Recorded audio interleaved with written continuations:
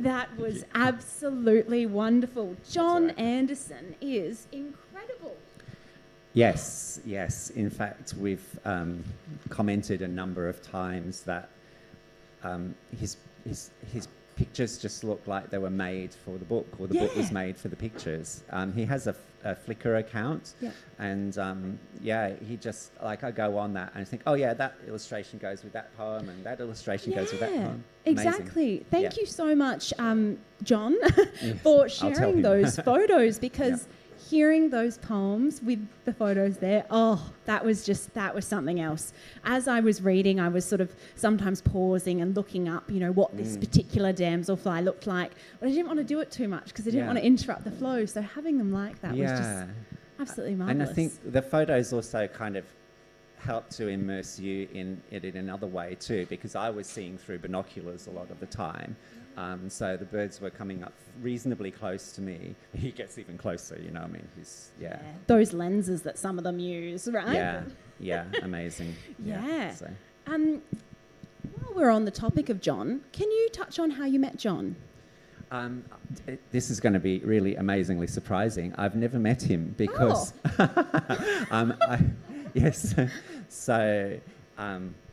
He's a member of Denmark Bird Group, and he's granted me permission to use his photos.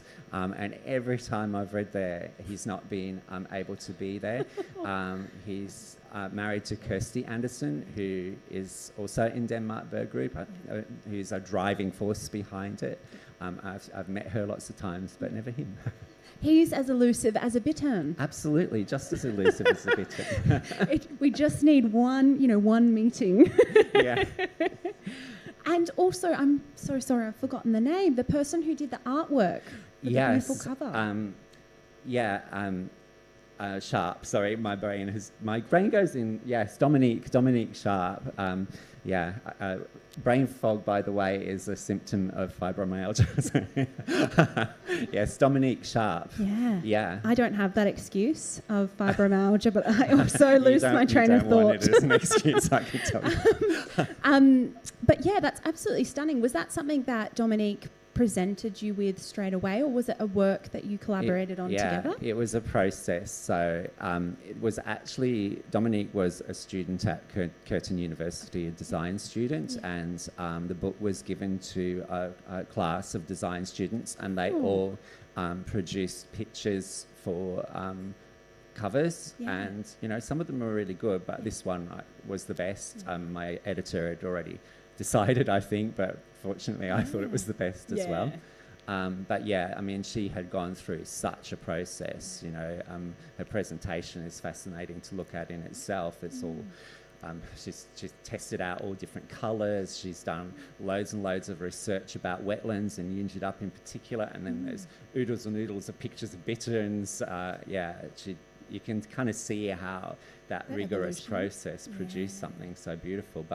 But also, it's the way the book folds out, and I didn't see the bittern like that. Like, it was actually drinking from a muddy puddle, or not drinking, drinking fish, we should say, from a muddy puddle. At the height of summer, they were trapped in the puddle under a concrete bridge beside Eungedup. But this is how I dreamed it, and have literally dreamed seeing the bittern. So yeah, it's kind of there in my heart, this picture. Yeah, that's fascinating to find that it was given to a design class. I wonder how many books Fremantle Press are the publishers for Eungedup. I wonder how many books they do that process with. It's always interesting to see behind the curtain. Yeah, I must ask. I don't know, actually. Yeah, you got an in for us. Yeah, I'm guessing all the ones with paintings on, but yeah. Good point. And I just want to congratulate you on the success. Your book was very hard to get because it kept selling out. It kept selling out. It kept really running nice out of print. So, whoa. It's a good problem to have. It is, yeah. But we have lots and lots of them again, guys. So those are up there. You can grab one if you'd like after the talk. Giles is willing to do some signing. Indeed, so yes. we will do definitely. that at the end as well. And one of the book questions we always ask is, what are you reading? What's a recent read for you that you loved? Well, the book I'm reading at the moment is a biography of Joni Mitchell. I won't go with that because you can guess enough about me from that anyway. But this book here, Vampire Squid, is amazing. It was published by Fremantle Press on the same day as my book. So, Prema, I've met Prema once, and they are a really amazing person. They went on a research vessel, a deep sea research vessel, not so much to observe the vampire squids and things, although they did, but to observe the people on the vessel. It's a really, really fascinating book. I'm trying to think what your Barbenheimer name is. So ponder that, guys. You remember when Barbie and Oppenheimer came out on the same day? Yeah, so we need a Barbenheimer. So I'll leave you guys to think about Squid that. it up. yeah, exactly. Perfect. Lovely. And tell us about this one here. Yeah, well, that one's been around for a little longer, but it haunts me. This came out just a little bit before my book, and it's on a lot of similar subjects. In fact, there's one thing that's exactly the same. It's a moment of coming eye to eye with a dragonfly. But his poem about that is completely different from mine. He has chronic fatigue. He had it really, really badly for a long time. So there's that point of contact as well. And his was so bad that he was almost completely immobilized. All he could do was get some help to get out into the garden, sit in a chair and just wait. And the birds would come to him. And that's what the book is about, really. It's poems inspired by that experience. Thank you. Those are some lovely recommendations. I'm pretty sure we've got Vampire Squid still in stock, if that hasn't run out of stock. Yes.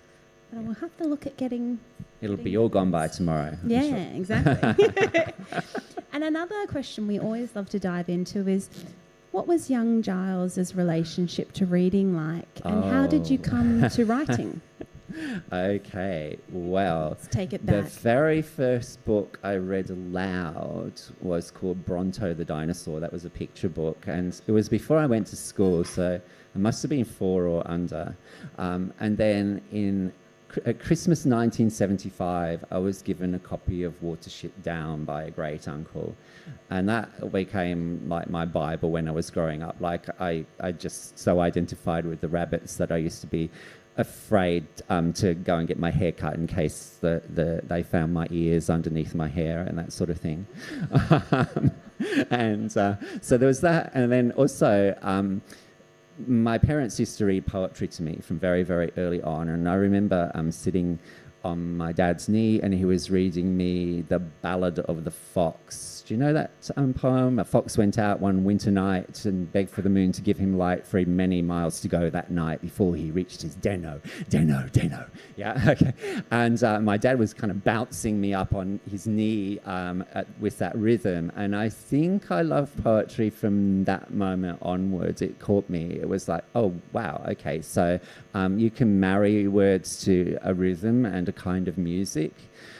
So that was very important to me. And then when I got older, my Year 10 teacher introduced me to a book called The World According to Garp, which is about a writer. And that was an aha moment. Okay, so you can actually, that could be like your identity. You could be a writer. That could be it, you know.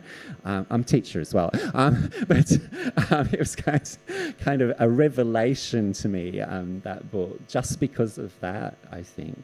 And then later on, other teachers got me onto the Romantics and Shakespeare, but also a hippie writer called Richard Brautigan, who writes very strange and quirky little poems. Oh, beautiful was the werewolf in his evil forest. Electric blue and green tears flowed down his furry cheeks, etc.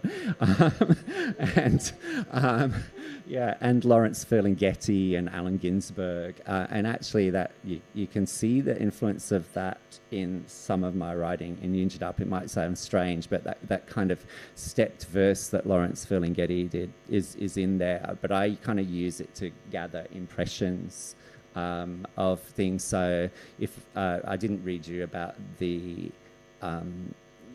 kingfisher, but I saw that kingfisher when I was halfway up a tree. There was this tree that overhung one of the wetlands, and I could see above the reeds from there. But also in one of the trees next to me, one day I saw this kingfisher, and it was dropping down into the water, and it was catching dragonfly nymphs, and it would then fly back up and sit on its branch and kind of thrash them like crazy. And so there I was up that tree, and I've got my mobile phone, and I'm kind of, it's doing this, and now it's doing, and it was really, really David Attenborough, like, except that they weren't gorillas, fortunately. So, yeah. That verse form somehow was useful for that. Yeah. I love having that voice narrating things that are completely like unnature related. Like, have you seen those sort of clips on the internet, and it'll be someone doing it when they're like, let's say they're very short and they're trying to reach something very tall. Yes, yeah. Constantly playing. Yeah, there are all sorts of kind of shapes in here. The one that I didn't read, the black-shouldered kite, when it kind of plummets to the ground and hits something, so suddenly it all becomes very vertical. Yes, yeah. And what would you say was your start as a writer? Because you've published many a volume of poetry. Ooh, for anyone who loved this, there's more of Giles's poetry in stock as well. Yeah. I've just been writing all my life. Like, I can't really remember a time when I didn't write. My parents gave me a diary in 1974, so I was 5 going on 6. Wow. Yep. And I used to write in that, and I had to write in it every day. That was the rule, and it was a A4 size diary, so there was quite a lot of writing to be done. And of course, then some days just there's not a lot happens. So what do? Well, you make stuff up in your head. You get your little plastic animals out, and you think about adventures for them to have. And I think it sort of grew from there, really. And having that love of Watership Downs as well, you know, that would so feed into it. I only read that last year as an adult. Yeah. So I wish I'd read it as a younger. Formed my childhood. I even got a cassette player and read all the stories, Dandelion stories. Yeah. Dandelion stories. I read all those onto a cassette as well. That was my first audiobook. Yeah. Perfect. I keep telling my editor that this should be an audiobook, but we'll see how we go. Apparently they don't make many poetry books into audiobooks, which seems strange to me, because you'd think poetry's meant to be read aloud. That's why I kind of insisted on doing a reading. Like, it's an oral literary form, you know. So Do you think it's the size? Like the size of the audio recording? Yeah, maybe? Probably the size of the audio recording, and the market for poetry is not supposed to be very big. You're supposed to sell like 50 copies and feel really proud. So, well, but that's not happening. Well, we've already well surpassed that with Eungedup. So, so audiobook. Keep going, folks. Yeah. And what does the writing process look like for you? You touched on it when we're reading Eungedup. We saw a little bit of that. Sorry, these are my inspirations. I didn't get onto them, but they're amazing. We can always come back to them. Okay, my writing is really messy. A doctor. So I do use these. Guess where that's from? Snap. And I go through them at quite a rate, and unfortunately, I get given them for presents all the time. So that's good. Yeah. So I write in those. I take this one with this beautiful Andrew Lang fairy design. I think I probably dropped it in the wetland at some point as well. So they don't stay pristine by any means. I really do like that kind of writing longhand, especially when I'm writing the lyric poetry. And the writing is messy for a few reasons. One is just because I'm trying to keep up with my thoughts. It tends, like, a poem tends to form in my head and it's nearly all there, and then I'm rushing to write it down before I forget it. So that's one thing. Another is that I actually write when I'm walking as well, and try not to crash into too many trees. Or too deep a puddle. Yeah. And then the other thing is that fibromyalgia just gives me random crazy stabbing pains in my hands and feet and legs, and so sometimes my writing goes a bit funny for that reason as well. But if anyone wants to look at these afterwards, you'll see how chaotic it is, and it's not all Eungedup in there. Like, there's all sorts of other stuff, and it just gets thrown in there. So that's one way that I write, but I'm hoping I can show you this. Oh, maybe not. I'll try. Will you work video? Oh, the other one worked. Come on. Yeah. I don't dare. Oh, well. This was a video, and I'm talking into it. So I would start up a video on my mobile phone, which is a risky thing to do when you're in an inflatable kayak for your mobile phone. And I just talk, and again, it's kind of, I don't know, I in a way I'm sort of glad that it's not playing, because my voice kind of sounds really self-important when I'm doing it, but it's because I'm talking like this so I don't scare anything. So I've got reams and reams of this stuff on my mobile phone, which is just me paddling about in the kayak, saying random things that I then have to kind of mash into a poem later on. That's what I was thinking. How does that sort of almost scrapbook sort of come together for you? Yeah. With this one, strangely, it came very rapidly. Like, I suppose because, you know, it is a narrative, you know, and so it's first this happens and then this happens and then this happens, with occasional pauses for reflection, and that's a lyric poem, you know.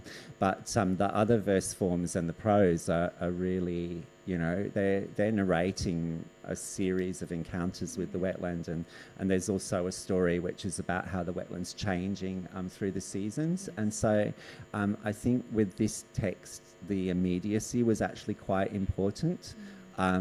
So you know, a surprising amount of what I spoke into my mobile phone is what is actually in the text, relatively unedited. Yeah. And did you always know that it was going to be the format that it is, where it sort of steps into poetry? Yeah, there were various steps in that process. At first, somebody once commented that they liked my poetry because I step away, that I let something else be the subject. And at first that was what this was going to be like. It was just going to be a collection of poems about my experiences in Eungedup, but dated. But then it gradually became obvious, and I have Simone to thank for this actually as well, who's reading some of the early drafts and saying, you know, why don't you put yourself into this one? Why don't, and then when I got the idea, then it will be a diary, and all those pieces started to come together. So some of the lyric poems were written slightly earlier, but apart from that, it's as it was written. And then as you get further into it, there are things that are perhaps more like essays as well, like the one about the destruction of wetlands and miasma and all those myths. Yeah. Well, thank you, beta readers everywhere as well.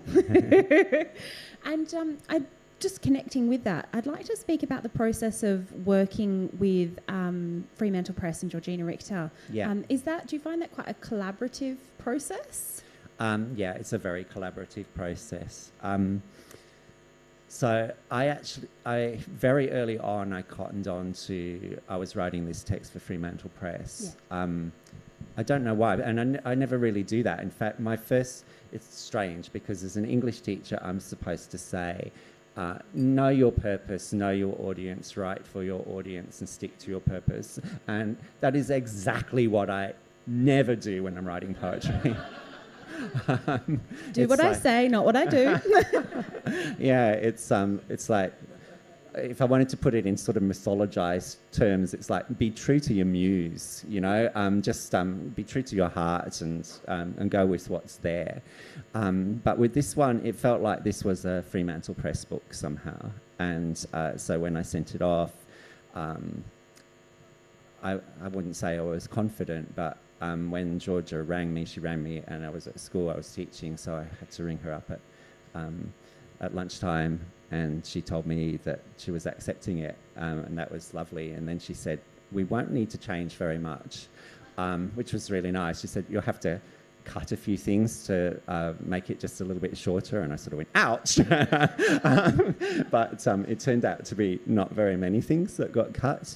But then afterwards, it was more just this kind of gentle labour of love on the text, really. You know, it was just little things. We'd do searches for certain words, like amid or whatever, and just kind of make sure that the vocabulary was varying across the text, or if a word is repeated many times, there's really is a reason for it. It's those sorts of things.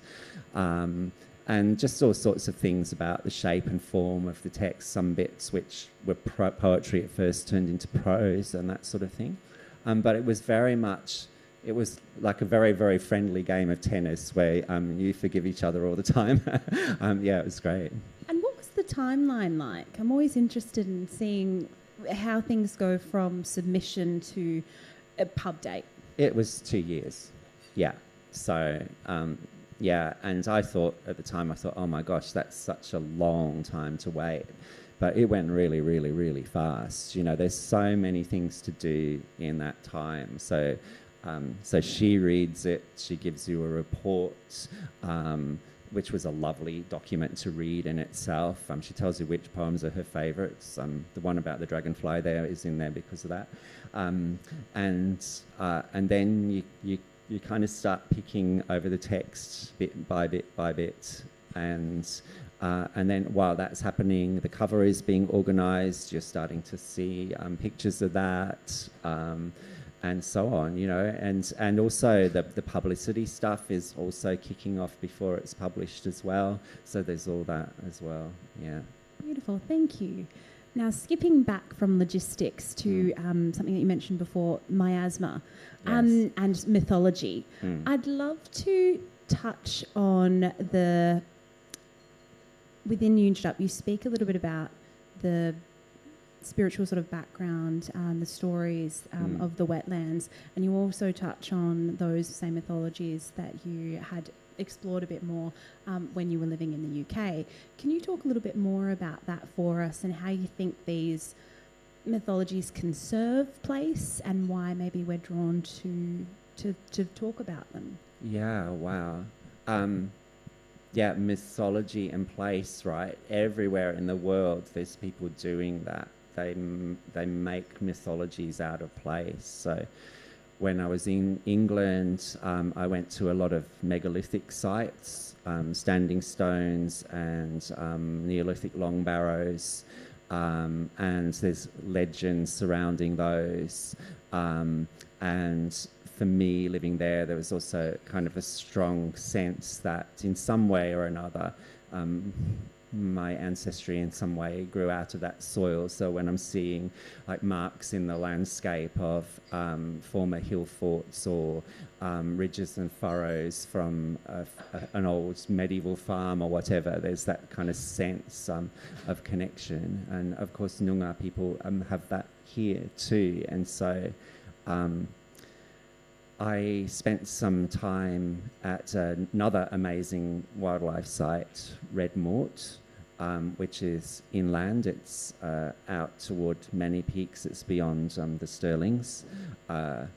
That's a bush heritage site, so it's saved forever, just like Eungedup is. And I met there with Auntie Carol Petterson.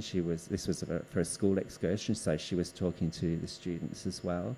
And the very first time I did that, she entrusted, was very, very, very moving for me. She entrusted my drama students with a story which was called The Makers of Everything. And it's basically a story about the spirits materializing into something real, the woggle serpent threshing about in the landscape and throwing up mountains and digging out the rivers and creating the wetlands, she gave permission for my students to put on a play about the woggle serpent, and that was a really big turning point for me, because coming here from England after so many years in England, I felt a little bit of an imposter. You know, I had the kind of scientific upbringing that I'd had, that I could apply when I went to Eungedup. I could see damselflies and dragonflies and think, oh, I can identify those and that sort of thing. But I knew that there was a whole wealth of knowledge that wasn't mine. And the book in no way is kind of a record of that knowledge, but it does kind of testify to the fact that I'm learning to engage with it. And I suppose, and I'll just try and pull this picture up, or it might be worth just pausing on that for a minute too. So at the same time as that, there was this idea of envisaging the land as a human body, and the rivers as veins, and the wetlands as kidneys, and that's, you know, filtering the water, purifying the water. And that's precisely what Eungedup does. The water soaks through the landscape from lowlands, it goes into Eungedup, it filters through all that mud, and if chemicals or whatever get filtered out, or the fertilizers and stuff like that, and so it flows cleaner out of Eungedup into Wilson Inlet, which is one of the reasons why the Wilson Inlet Catchment Committee was so interested in it. But of course, Noongar people have known this for thousands of years. So that really, really struck me. And the other thing which became an organising principle of the book was that Auntie Carol was teaching my students about the Noongar seasons, and as she'd been teaching us that, and I'd been at Eungedup, and I'd been seeing, these changes really match the Noongar seasons. You know, summer, autumn, winter, spring just doesn't really cut it here if you want to know what's coming next. Eungedup, the year that I wrote it, went through this kind of process of really quite radical drying as well. In fact, I can probably show you a map. That's it, when it's getting quite dry. And this is my map of that, just one of the wetlands, the northwest wetlands. So the black there is not water, that's the bare mud. The water's just those little tiny bits inside the black with the little waves on them. And the Noongar seasons really helped me to understand the process that was going on, you know, down to which colour flowers typically are there in a particular season when they open, and so on. And I found that there was able to be a kind of dialogue between me and what I knew, and what that ancient knowledge about the seasons was telling me. So very true that overlay is so much more accurate, isn't it? We need to be using them more. I'd really appreciated having that at the start, actually, of the book. You had the explanation, So if anyone sort of dives in and goes, wait, where am I? You can always flick to the front of the book, and it will give you a bit of a breakdown of what each of the seasons is. Yeah, and I think that's a record of me learning as well. You know, it's because it's a diary. It's part of my process of beginning to I feel like I'm just beginning to engage, and you know, I don't feel quite so much like an imposter as I did when I first came here. It feels like I found a space, and I found out how to listen a bit as well. And that is so true. I really appreciated your exploration of trying to find that place where you feel, you feel that connection, and it's not a temporary, transitory sort of space as well. Did your connection with it ever change at all with the seasons? Like, did you find that there were certain seasons where you felt more at peace in Eungedup versus times when you felt maybe concern or conflict? Yeah, well, the very first time I went to see it, I showed you the photo, right? This was kind of at its wettest time. And throughout Birak and Bunuru, it was really, really, really drying up. Yeah. And that kind of coincided in my mind, at least, with things that were happening with my illness as well, that I was waking at night absolutely parched. Yeah. So that sort of built my sense of connection with the wetland, even when I felt something quite negative was happening. Yeah. And actually now the Wilson Inlet Catchment Committee are organising to retain the water there, because one of the things that they're doing is kind of climate change proofing it. So because there's migratory wading birds and so on that come there as well. So, it is of worldwide significance in that sense. But when I was there, it was like really, really, really dry, and the birds were clustered around those tiny little bits of water. So it felt, and it was at a kind of crucial time in me finding out about my own illness as well. And quite a scary time in some ways, because my doctor was exploring some things that would have been like a far more frightening diagnosis even than fibromyalgia. Yeah. So, yeah. Something that you touch on is going through the process of being diagnosed, and also, as you say, experiencing those side effects of it with the insomnia, with not being able to sleep.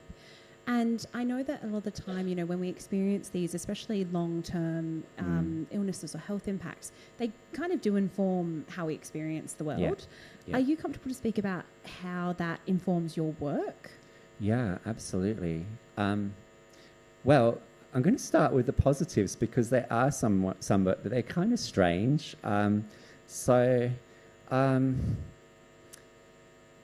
It can kind of help with parts of your writing if you're a bit of a space cadet. And I've always done writing. I've found that some of the most lucid and gripping writing happens when I'm on the borders of sleep, either just waking up or kind of half dozing or about to go to sleep, or even in the middle of the night. Yeah. And there's something about that, and my sleep apnea and my fibromyalgia interrupt my sleep, but they also mean that I can be sleepy during the day. So those kind of effects can be there at all sorts of surprising times. And there are other things to do with that. There's a kind of synesthesia that goes with it too, and you'll see that in some of the descriptions sometimes, where something a sight kind of seems to smell of something or whatever, and also there's a kind of hypnagogia that I get when I'm on the borders of sleep, and that's waking hallucinations, or hallucinations that you are very, very, very aware of. And as I was keeping on going to Eungedup, and I became obsessed with damselflies and dragonflies, their wings and bodies were kind of forming hallucinatory patterns in my mind, which was kind of scary, but it was also really good to write about. So, so imagine if a visual artist as well could tap into your brain during those moments. That would be really cool to see. It would, yeah. Salvador Dali would have some serious competition. Yeah, move over melting clocks. It's time for the damselflies. Yeah. And I have a recommendation for that, actually. Yes. I had a customer order in and then tell me about it when they got it. Samantha Harvey, who won the Booker a few years ago with Orbital, she wrote a memoir called The Shapeless Unease, A Year of Not Sleeping. Right. And that was about not a long-term experience with insomnia, but a very intense year of not sleeping at all. And it was so good. I felt very much seen, and I could connect very well with that. It kind of seeps into everything about you in a way. It does, you can't help but sort of. And I mean, that's the other benefit as well, right? You can read so much more. That's true. I always think that. I could not read anywhere near as much if I slept 8 hours a night. We're running short on time, so I'm going to ask a fun one to sort of tie us out. There's a trend online about creating your own personal curriculum, and it is all about finding your passion, leaning into it, no matter if it serves your life or not, just finding those things that you're interested in, whether anyone else is or not. And I love that. And I hope it's not adjacent to work for you, but do you have, if you were to create your own personal curriculum, is there a few standouts that you would put on it? Oh, Beatles. I'd love to kind of be able to identify every single Beatle that we can find here. So they would be on my curriculum for my personal development. I'm starting to realise I would like to learn Noongar, actually. I'd like to that I would want the space in my brain to do that. For years and years and years, I wanted to learn Welsh, and I never got really that chance. A tiny bit of reading knowledge, but never quite got there. But that would be really nice. I did work out a sort of curriculum for younger people. Shall I read out? Please. Because, like, my big boss, Matt, is here, and my other big boss, Sam, is also here. So,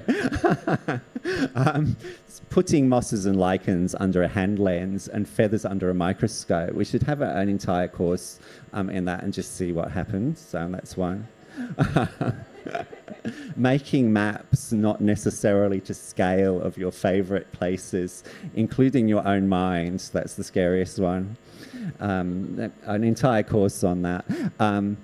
This is kind of medieval influence, so a detailed years-long study of your favourite poet, artist or filmmaker, including emulation of them, which is this kind of medieval idea that instead of going to school, you kind of attach yourself to someone very, very clever and kind of vampirize their brain for everything that's in there. I think that would be really good. I don't know how you do a course in this, but taking a creative and critical approach to everything, that would be important.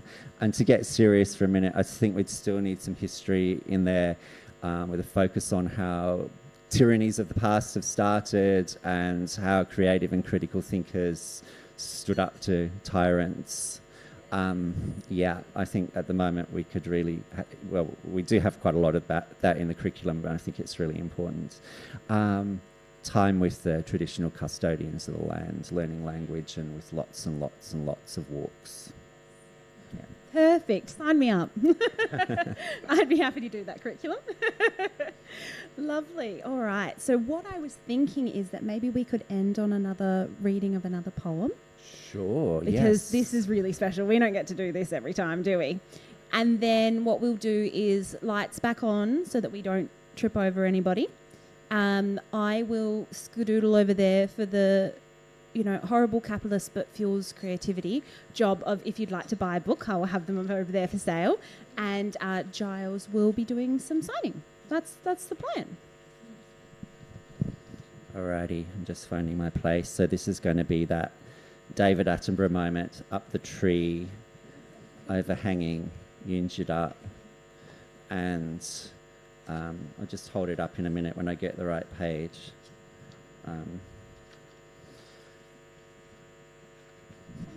John's on Flickr. Is that like an online? Yes, Flickr's like a photo sharing website. Okay, excellent. It's really good actually. Okay. So I don't know if you can see, but down here it's that kind of stepped verse that I was talking about, where pretty much every line is another little impression, another little thing that's happening. From an overhanging peppermint, A sacred kingfisher swoops straight down to water, flies up triumphant, with a fisher's long, thin gleam trailing from his bill, thrashes it against a branch, seems to fly away, then reappears upon a higher bough, the long fish still uneaten, smacks it hard again, systematically smashing the whole skeleton, then swallows, sits upright, turns his back upon me, begins at once to preen, splaying out one wing, tucking his head under, rearranging feathers, reaching backwards, dabbling at his tail base, fanning his other wing. He reaches out a leg, cocks his head and scratches, bends wing to breast and nibbles with his bill tip, flicks his plumage, is in no hurry, listens to cockatoos, flits down to a dead branch over water, turns around to face me, snips at his breast feathers, stares downward, lifts and flicks his tail, twists, fights angrily with a twig, looses a white dropping which splashes into water, sits, absorbing sky colour, suddenly drops, hits the surface, snaps up a dragonfly nymph, and on an old dead branch, thrashes twice and splits it, tosses it upwards, snapping, gulps it down, strops his bill against the wood, wets it, cleanses it of mud. And again he hits the water, this time unsuccessful, shoots up higher, perches, wetting, preening, scratching, is interrupted by a pair of wrens, their tails erect and scolding. Now a reed warbler is in the branches, also preening. Silver eyes surround me.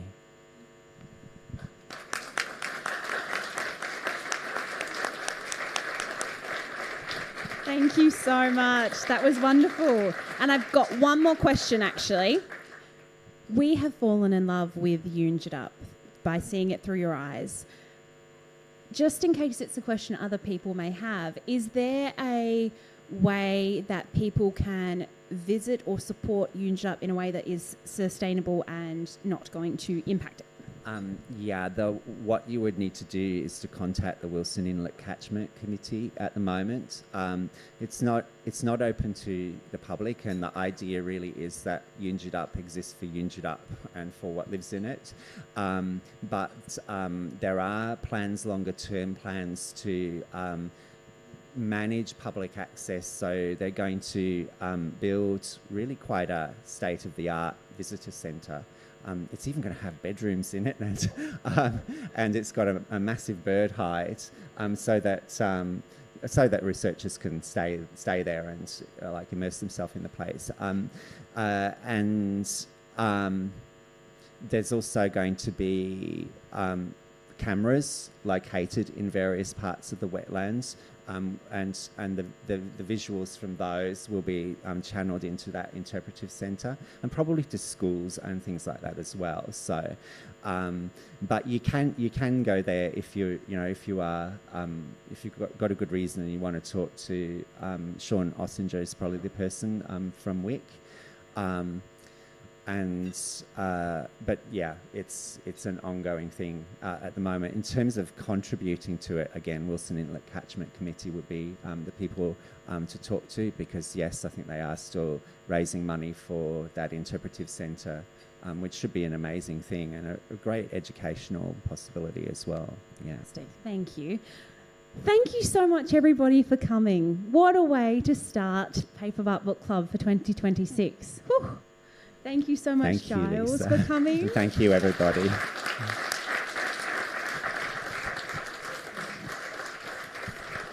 Thank you so much, Simone, for performing. As we said... Yes, thank you, Simone. Simone's CD is available at Paperbark, and also her music is on Spotify as well. So, yeah. Make sure you grab a copy. And on Bandcamp as well. Bandcamp is really, really good, because the artist gets a lot more of the money. The sound quality is so much better, so much better. But yeah, listen to our album while reading. Eungedup. Yeah, That's what I did. That's a very good idea. Alrighty. Thank you so much, everybody.